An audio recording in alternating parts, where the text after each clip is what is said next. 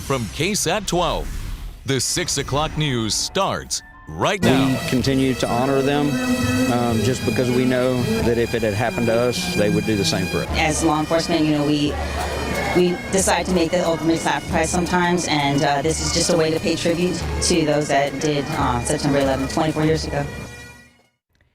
24 years since one of the darkest days in our nation's history. The world changed forever on the morning of September 11th, 2001.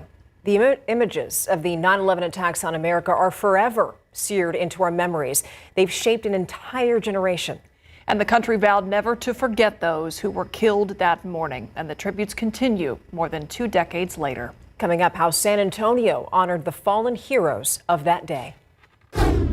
But first, we begin here. The search is on for the person who shot and killed political activist Charlie Kirk. The FBI tonight releasing photos of someone they are calling a person of interest. They're hoping that someone will have information about that person, the man you see here. Kirk was shot yesterday while he was speaking before a crowd at Utah Valley University. The video of that shooting, it was really graphic, and it was all over social media yesterday. It showed the moment that Charlie Kirk was shot. So how do you talk to a child who may have seen that on social media? A lot of parents today are dealing with that very reality. Our Sarah Costa spoke with the director of the Ecumenical Center about how to have those conversations with your children, but also balancing that to help them feel safe.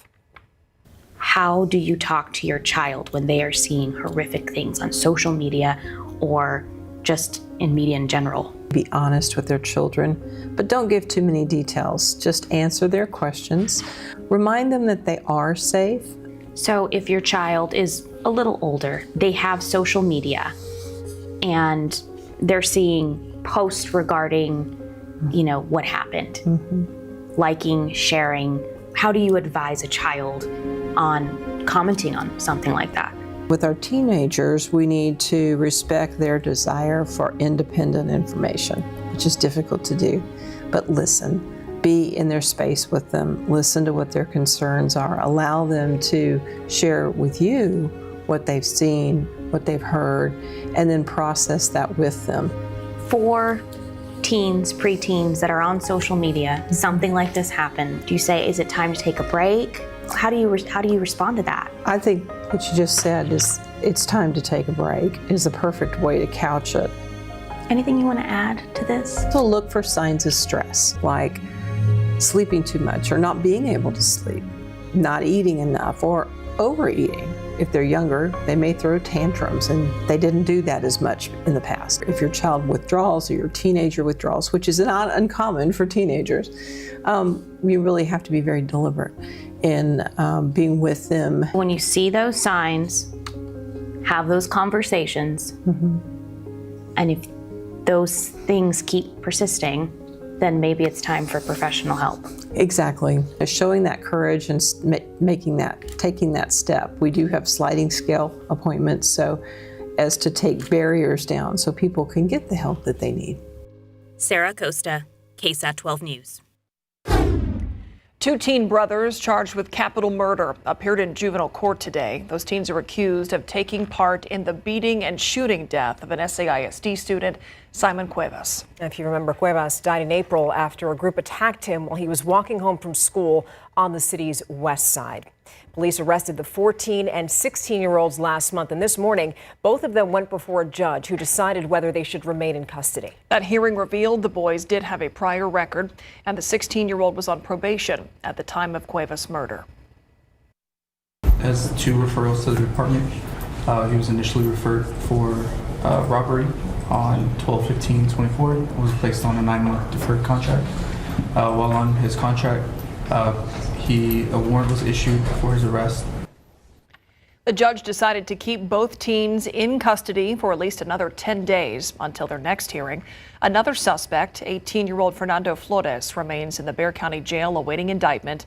And 20-year-old Cesar Tijerina shot himself at a home in Laredo last month and later died from his injuries. More than 30 local children are in safe hands tonight, and that is thanks to San Antonio Police and also U.S. Marshals. For a little less than 3 weeks, they collaborated on something called Operation Lightning Bug to find missing kids in San Antonio. And now they're focusing on the suspects. We're told that at least 3 people have been arrested for harboring a runaway. Investigators have also executed 9 felony arrest warrants in this case, and they've also opened an additional 5 human trafficking investigations. San Antonio police told us that as of tonight, 45 minors are still missing in San Antonio. A San Antonio City Councilwoman publicly reprimanded today over her DWI arrest. 8 of Ivelisse Mesa Gonzalez's colleagues voted for her censure today. So if you're keeping track, this is 7 weeks after police arrested her. So the question is, why is she being censured now? Garrett Berger spoke with Mesa Gonzalez right after that vote. I've been clear in my commitment to take full accountability for my actions, and I will respect the decision of my colleagues on today's vote. That was Ivelisse Mesa Gonzalez today, referring to this night on July 24th. The District 8 councilwoman was pulled over on I-10 westbound near Hildebrand. She claimed at least 8 times on the video of her arrest that she hadn't had anything to drink, but she was arrested after she failed a field sobriety test. Last week, Mayor Gina Ortiz-Jones called for a vote to censure Mesa Gonzalez, citing new information. She didn't have much to say after today's vote, though. The state crime lab has asked the Attorney General to block the release of Mesa Gonzalez's blood draw results to KSAT. But court records indicate they are likely in and likely high. The case against her was upgraded Wednesday to DWI with a blood alcohol content of at least 0.15. That's nearly twice as high as the legal limit of 0.08. Councilwoman, you can comment on the upgraded charge against you. No, not right now. Right now we're focused on the work of City Hall, so thank you so much. I think we released a comment to y'all, but thank you very much. There was little public comment from council members who had already discussed it behind closed doors. And as a body, we cannot normalize allegations of drinking and driving, just as we cannot ignore it when it happens. This is the 3rd time it's come up in 3 years. District 10 Councilman Mark White was censured after his December 2023 DWI arrest. And the council gave his predecessor, Clayton Perry, a vote of no confidence after a November 2022 drunken hit and run. But both their public rebukes happened within 2.5 weeks of their incidents. Censure vote was not unanimous. Phyllis Villagran, the District 3 councilwoman, was absent for the vote. A spokeswoman said she had prior commitments. District 5 councilwoman Terry Castillo abstained, her office saying in a statement that it reflected her position on the broader principle of peer censure among elected officials. And Mesa Gonzalez recused herself and did not vote either. Now, the censure doesn't have any practical effect on Mesa Gonzalez's ability to act as a councilwoman. She can still vote, she can still participate in council discussions. But this has also come with the mayor temporarily suspending her from her committee assignments, something that could very much have an effect on her ability to shape policy as it makes its way through City Hall. Live outside City Hall, I'm Garrett Berger, KSAT 12 News. All right, Garrett, thank you. Some City of Kerrville employees frustrated after their health insurance coverage through the city got more expensive. They talked to KSAT about that, and now Kerrville is offering its employees a 3rd insurance option. It's a new PPO plan, and the city says it is a mid-tier plan that falls between the 2 previous choices approved by City Council. It offers out-of-network coverage at a lower cost than the most expensive plan, and the city will completely cover the cost for employees on the new plan. In a statement to KSAT, City Manager Dalton Rice said the city is committed to taking care of its employees. For more information, you can visit ksat.com. Now we're going to take a moment and give you a live look at traffic right now. It looks like there's some problem going on right there. That's Highway 90 at Military Drive. You can see that those lanes where the cars are coming at you. Traffic is pretty slow right now. I checked on TxDOT's website and I couldn't see any reason why that's happening. We're going to keep checking. But as for right now, if you're waiting for anybody that usually takes that route, US 90, they might be a little late. So now we want to invite you to a special event that's going to take place on Saturday, September 27th. We're talking about the 12th annual Head for the Cure 5K. It's aimed at raising awareness for funds for brain cancer research, and it's special to us because it also honors our late news director, Jim Boyle. The race starts at 8 a.m. at Providence Catholic School. That is just down the street from KSAT. So if you visit ksatcommunity.com, we have a link where you can register. Be sure to use the code CURE. That will save you $7 on your registration fee. We hope to see you September 27th. Let's take a look outside right now. We had plenty of sunshine out there. Temperatures, all things considered, pretty mild. If you like this, stay tuned. Adam Caskey will have your forecast as well as an update on that drought monitor we get every Thursday in just a bit. Well, it may be a small dent in a big problem, but 2 people suspected of stealing mail have been arrested. And we're going to show you the neighborhood where those suspects are accused of targeting, and that's coming up later on KSAT 12 News at 6 o'clock. But before we go to the break, we want to honor those who died on September 11th of 2001. As you know, today marks 24 years since that very dark day. Nearly 3,000 people killed after airplanes hijacked by terrorists were flown into the World Trade Center in New York City. Another plane crashing into the side of the Pentagon in Washington, D.C. In New York, the Twin Towers collapsed as America watched in horror. The attack playing out on national television. And before those towers fell, hundreds of New York City police officers and firefighters did not run away. And instead, they ran into harm's way, climbing the towers to save as many people as they possibly could. And today, our local first responders paid their respects to those who died while trying to save others. And this is what it looked like this morning outside of the Alamo Dome at the San Antonio 9/11 Memorial Climb. People there climbed the stairs in the Alamo Dome's lower levels twice. So it's an event that's usually held at the Tower of the Americas, but that was relocated this year because of renovations. We talked to some of our first responders about why they made this climb. And so it's my first year doing it, and I didn't want to miss the opportunity to do it. It's tiring, but it's a lot of emotion. It's very overwhelming. 9/11 is also known as Patriot Day, and on this Patriot Day, thousands of volunteers gathered at Fort Sam Houston National Cemetery to clean the headstones and the burial grounds of our fallen veterans. That also includes Lieutenant Colonel Karen Wagner, a Judson High School graduate who died at the Pentagon during the 9/11 attacks. Wagner High School right here in San Antonio would later be named in her honor. We're going to take a quick break, but before we do, we want to take you back to Ground Zero, just days after the September 11th attacks. The nation sends its love and compassion. God bless America! To everybody who is here. Thank you for your hard work. Thank you for making the nation proud. And may God bless America.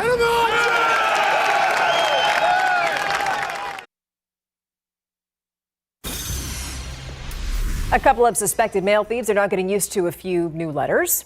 JAIL. Bexar County Sheriff's deputies say that they caught them in the act, stealing mail in a neighborhood in West Bexar County. As Katrina Weber shows us, neighbors say that news of this arrest is what they've been waiting to hear. They didn't have to wait for a letter or package. People in the Westward Point subdivision spread the news themselves. That is good news, yes. What has Brooke Barajas and others a bit relieved are the arrest of 37-year-old Cecily Beltran and 29-year-old Marcos Martinez Jr., 2 people suspected of stealing their mail. Bexar County Sheriff's deputies say they were in the neighborhood near Marbach and Loop 1604 early Wednesday morning when they first noticed the suspicious car on Gold Rush Creek. There was about 5-6 cop cars, an investigator. There was a big light show. There was about 4 or 5 sheriff's cars with all the spotlights. Neighbors, including this man who didn't want to show his face, couldn't help but notice the spectacle as deputies made the arrests. The sheriff's office says along with the suspects, they found a pile of mail stolen from about 15 different people, somehow without damaging the mailboxes. We haven't had a chance to go over there and see if any of our mail is missing. Casey Calderon isn't sure whether she is one of the victims, but she says the whole neighborhood has been hit hard by crime lately. Neighbors say this particular type of crime have been getting old. They say these mailboxes have been hit at least a half dozen times before. Those are people's personal items. They're, Social Security checks. This stuff doesn't need to happen, and people need to be more aware. This man, for one, says he has plans to make sure they are by starting a neighborhood watch. Katrina Weber, KSAT 12 News.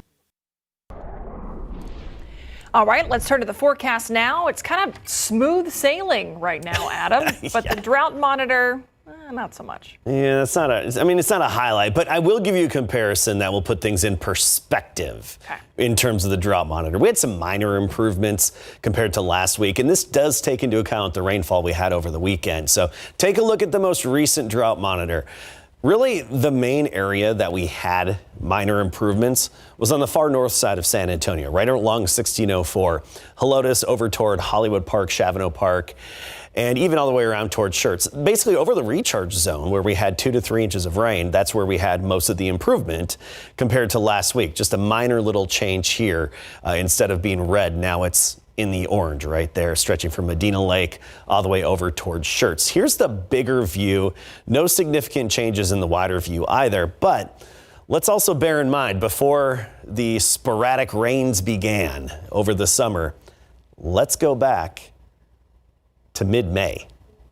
Yeah, very different situation. We had the exceptional drought, the worst category across a good chunk, a big chunk of South Central Texas. Now, you go to today, and it's not as bad. So to put it in a little bit of perspective, just back in May, it was significantly worse. Obviously, we still need more rainfall. And one of the main reasons why we didn't see any big improvements to the drought monitor despite rain, well, the aquifers are still low. I mean, San Antonio's, the J17 well, 27.2 feet below average for this time of year. The Uvalde well, J27 well, about 31 feet below average. And even the spring flows are way below average. Comal Springs, for example, 104 cubic feet per second, which is 153 cubic feet per second below average. So yes, things have greened up here at the surface, but we need to fill things up beneath the ground. And here's the problem right now. We have the upper level high, the big blue H. See this bump in the upper level flow, that ridge? That means high and dry conditions up and down the plains. We need these dips in the upper level flow, those disturbances to move in. The door's closed though, because the upper high, it blocks them out and keeps all the active weather away from us. I mean, we're used to this weather pattern. We went through years of drought, and it's usually a result of the upper level high just being very stubborn. It'll break down at some point, just not over the next 7 to 10 days. Now, looking out over the Atlantic, there's a 30% chance of development into the next tropical cyclone. There's this tropical wave coming off of Africa, and that's going to head out into the open ocean, and there's a slight chance that it could turn into the next tropical system. And yesterday was the peak of hurricane season in the Atlantic Basin. We also have Tropical Depression 13 just south of Mexico. This is in the Eastern Pacific, and this is likely to become Tropical Storm Lorena as we get into tomorrow, and possibly even a hurricane. Now, this is just going to track to the northwest, and sometimes, such as last weekend, we could tap into some of the leftover moisture and rain-making energy from those Pacific tropical systems. That's not going to be the case here. Unfortunately, we just don't have the same setup for that. 93 was our high today. Just a few degrees above average, and the record 103, so 10 degrees below the record. Just gives you an idea of the potential. We could still hit triple digits this time of year. I just don't think we're going to going forward. 92 right now, dew point is 62. Slight breeze out of the east-southeast, and temperatures gradually falling through the 90s and 80s this evening, settling in the low 70s by tomorrow morning. At sunrise, 72, 87 at noon, and then 95, the high temperature tomorrow.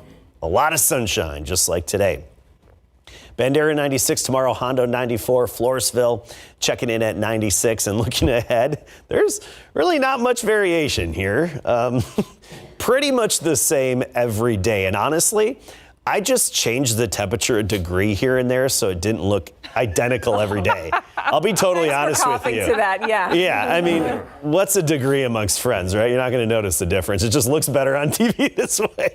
Oh, hey, a quick reminder here. We have the second annual Texas Eats Food Festival coming up September 20th. Get your tickets. We have tickets available. One price, you're in the door, and then you have all the food to eat. We've got James Beard, award-winning chefs, Michelin star restaurants, and it's in the air conditioning. Mm-hmm. Yeah. Huge plus. Live music, too. Can't emphasize that enough. Yeah, thanks, Adam. By the way, busy time, busy September. We've obviously got high school football going on, and also a hometown showdown that's happening this Saturday. Yes, Incarnate Word at UTSA. The Roadrunners definitely want to get their first win of the season, while UIW already has a win, and they are feeling refreshed thanks to their bye week. And in the NFL, Osa Odigizua feels the Cowboys' D-line is going to be all right. Coming up.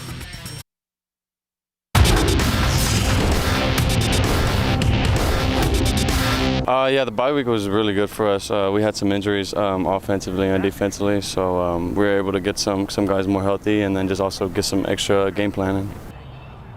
Richie Torres and the UIW Cardinals are healed up and ready for the hometown showdown in big board sports.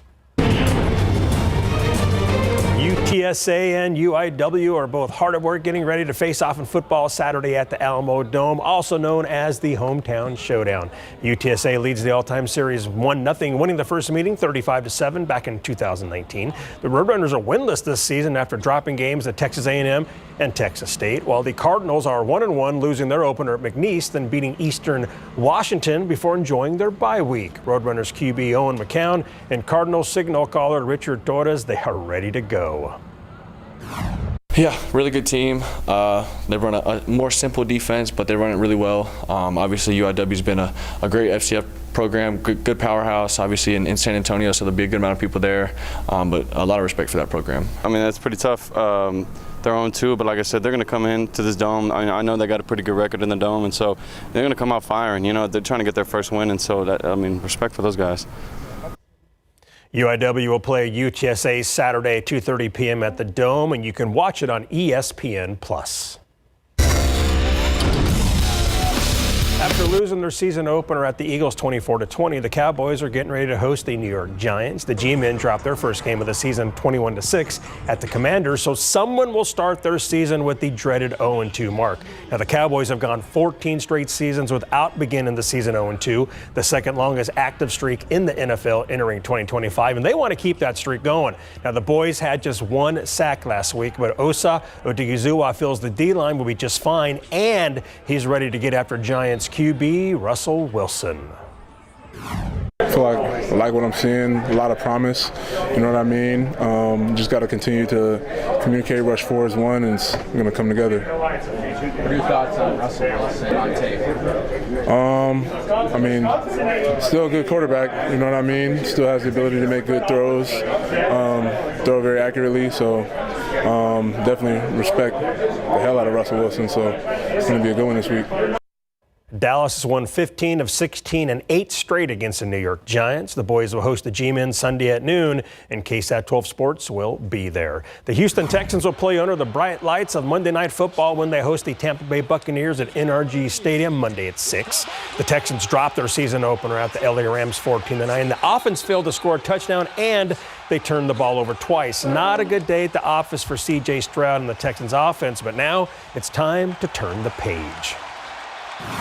Yeah, we looked at the things, and it's on the top of our mind to fix things, but there's a lot of good we did too. So you don't want to just look down at the floor and feel bad for yourselves. You got to move on and flush it, and not take it light, but also not act like it's the end of the world. So yeah, it's a little bit of a mixture of both. But I thought we've done a good job of dealing with that, and I thought we had a good practice today. So. And if you're going to the game Monday night, fans are encouraged to wear white, as the Texans will wear their Liberty white uniforms because it's the Liberty whiteout game. Good stuff. There you go. Yep. Thank you. Thanks, Larry. All right, we are talking Puro picks for the weekend. Coming up next. All right, it is about that time. Every weekend is a party. There's always something to do here in San Antonio. We want to make sure that you know what's happening around town. And who better to tell us what's going on than Stephanie Guerra, who is always in the know. She joins us now for Puro Picks. Welcome. I need to hire y'all as my hype women permanently. You know what? You're doing us here Thursdays at 6:30. Yeah. We hype you up. Thank you. It's always fun. So now let's hype up the events that we have going on for the next few days. I know tomorrow it's going to start the Juan Gabriel Philharmonic Tribute. Yes, so Wanga fans, we are excited for this. This is something nobody else in the country has really seen. San Antonio Philharmonic has partnered with the award-winning conductor Felipe Tristan, and they are doing a tribute to Juan Gabriel, who passed away, a few years ago. And we love him. We love his music. We still listen to it all the time today. Everybody grew up with him. Classic Mexican artist. And this is going to be really special because people keep asking me, well, is it just the orchestra? And I'm like, it's not just an orchestra, right? It's the Philharmonic. It's special. But there are going to be guest vocalists that will be there. And I even saw some surprises from local mariachi groups that will be there. So it'll be a beautiful weekend. The shows are Friday, Saturday, and Sunday, and in the Scottish Rite Hall, which most people don't get to ever step foot in. It's right downtown.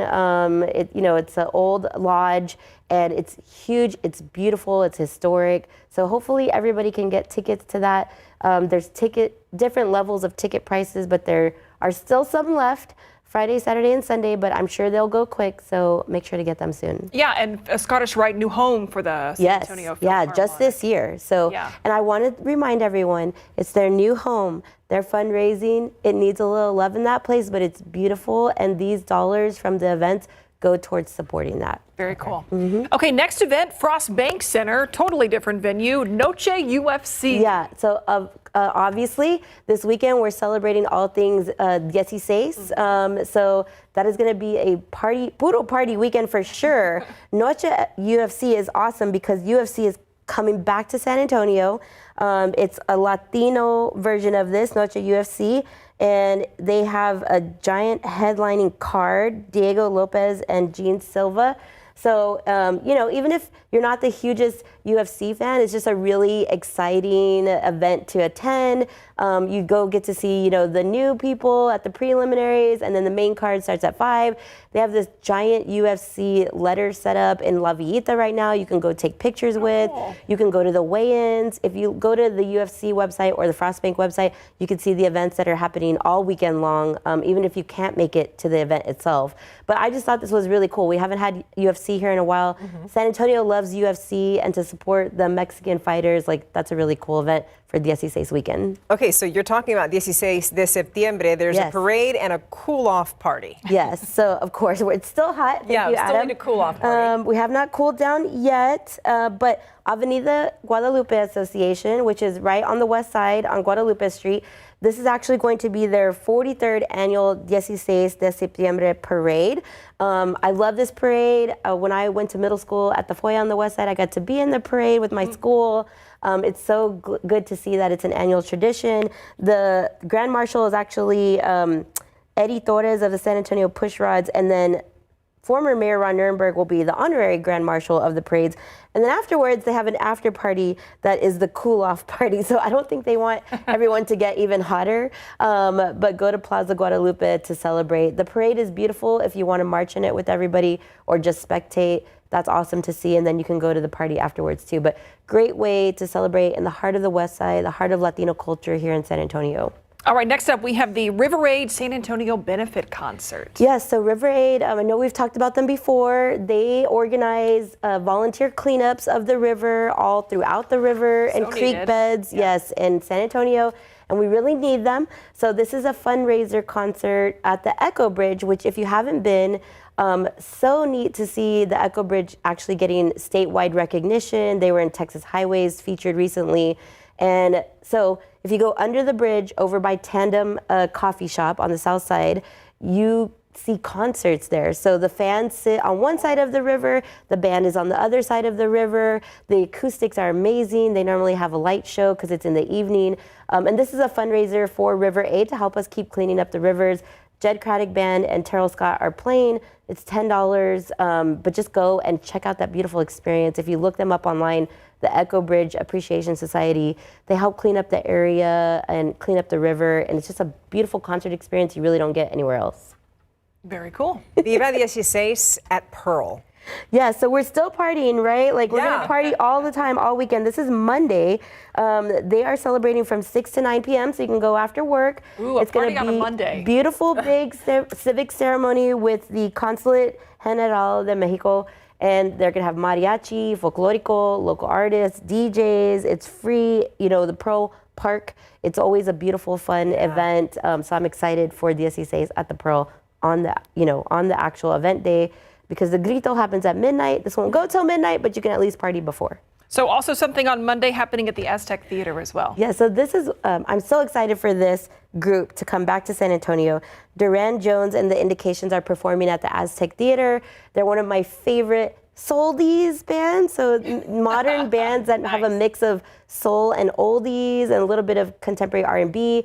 Duran Jones actually lived here during the pandemic, so it was really cool to see them, who they originally recorded in the Midwest, and he's actually from Louisiana, but he was inspired by San Antonio. He's got a new album out, and they're performing that album and The Favorites on Monday night. So if you can make it out there, it starts at 8 o'clock, but it's going to be an amazing show, and it will sell out. The tickets are low right now in availability, so if you want to check them out, look up their music, and I'll be there, so I'll see y'all there on Monday night. Cool. All right, Stephanie. Jam-packed weekend. Yeah, I don't think you're going to have a voice. We'll see you next weekend. All right, cool. Yeah, I want to give your social some love. You're a local influencer. Just look up Stephanie Guerra and Puro, and the internet will take you the rest of the way. Yeah. Okay. Thank you for You'll that know what we poll. mean. We don't just check say it out. anymore. Yeah. We'll be right back.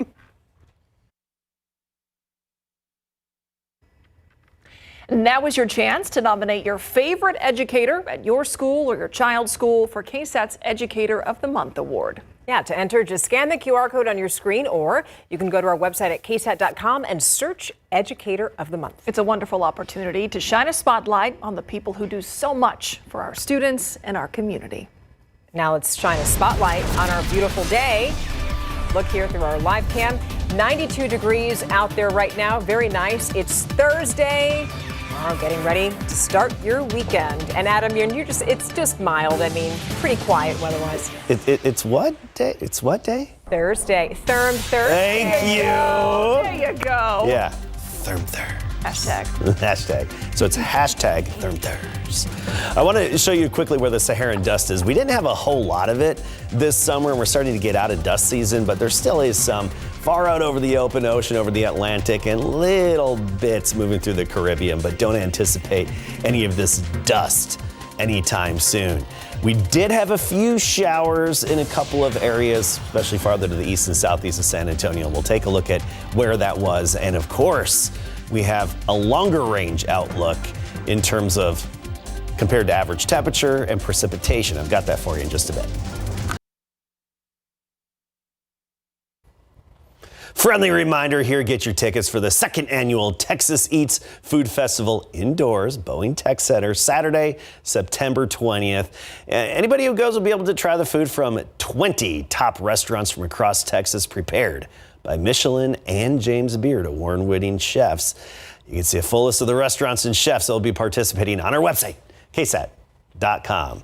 And a portion of the proceeds will benefit the Community Foundation of the Texas Hill Country. So it does go to a bit of a good cause. And there's live music there and good times. You pay one price and you're in and you get your food. It's not like you just have to keep buying tickets and that kind of stuff. I've been talking to Elder about this, looking into it. So tell me more about the Food Fest, buddy. Let's see if they let me in. All right, I want to take a look at where we actually had some rainfall today, and it was far to the east of far east of town. I mean, barely even creeping into some of our eastern counties. We're talking Hallettsville, about 1/10 of an inch, better than nothing. Parts of Lavaca County up to 0.15 of an inch, just outside of Cuero, 1/4 of an inch, but nothing significant. And there was recently, here we go. See, a little shower just outside of Cotulla. Oh, not much there, LaSalle County, but hey, it's better than nothing. One quick little splash and dash. And this is what we're talking about when we say a few showers closer to the Gulf Coast are possible. Typically, these come in on the sea breeze, and it's not going to be every day, but here and there we could have a couple of them. By and large, though, we are dry, high and dry. Big Blue H to blame for that.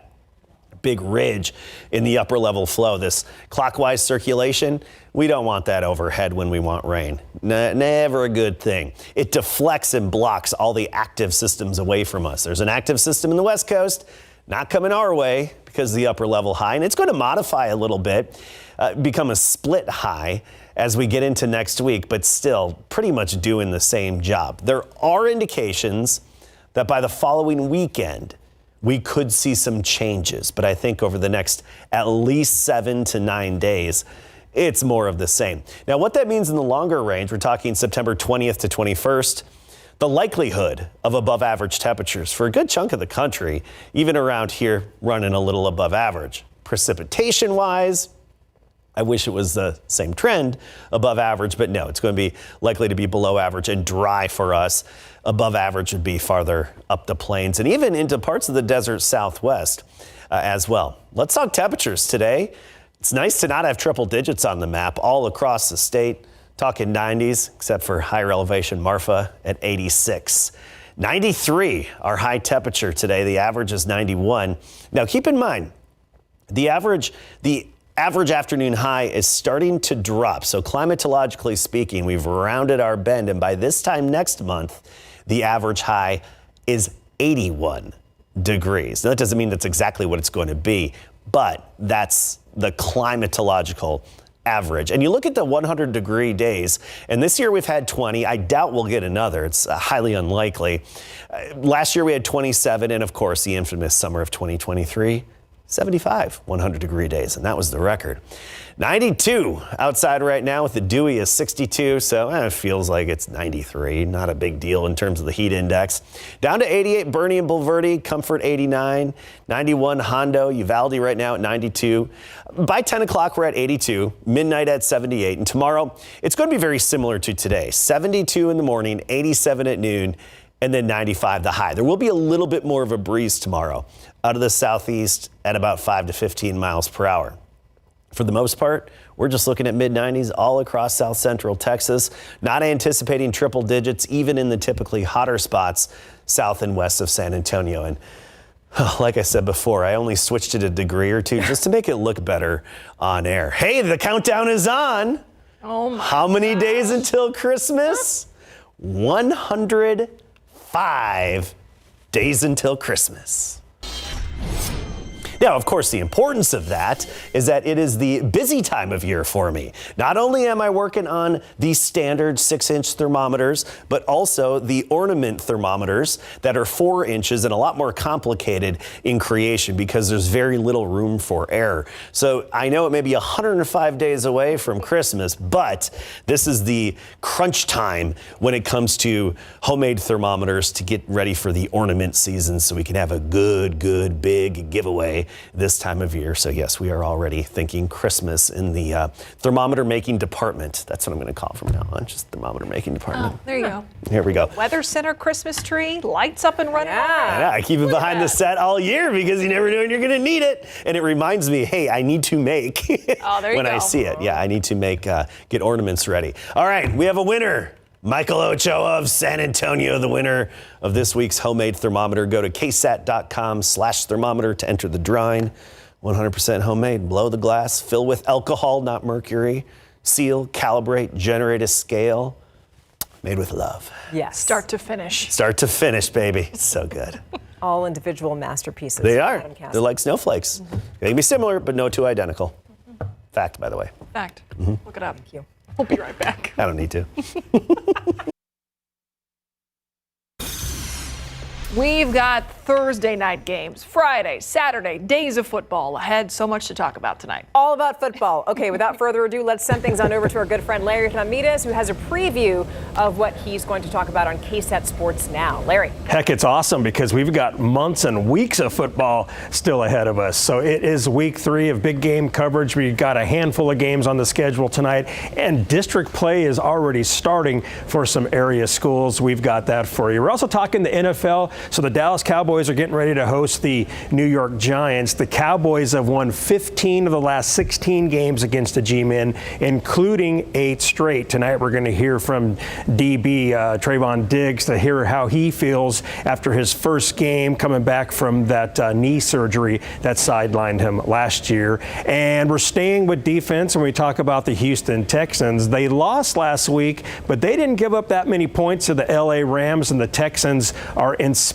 by that, motivated by that, and they want to keep that going, their defensive pressure Monday night against the Tampa Bay Buccaneers. And we are also talking high school volleyball, I should say. Geez, football on the mind. Harlan Hawks volleyball team was one of the best in the area. Mary Rominger has that story coming up for you. 7 o'clock on KSAT Sports Now. We'll be right back. That does it for us here on the News at 6. That's our time. Thanks for watching. Thank you for watching us and for joining us during this last hour, and we'll see you right back here on the Night Beat. Have a nice dinner.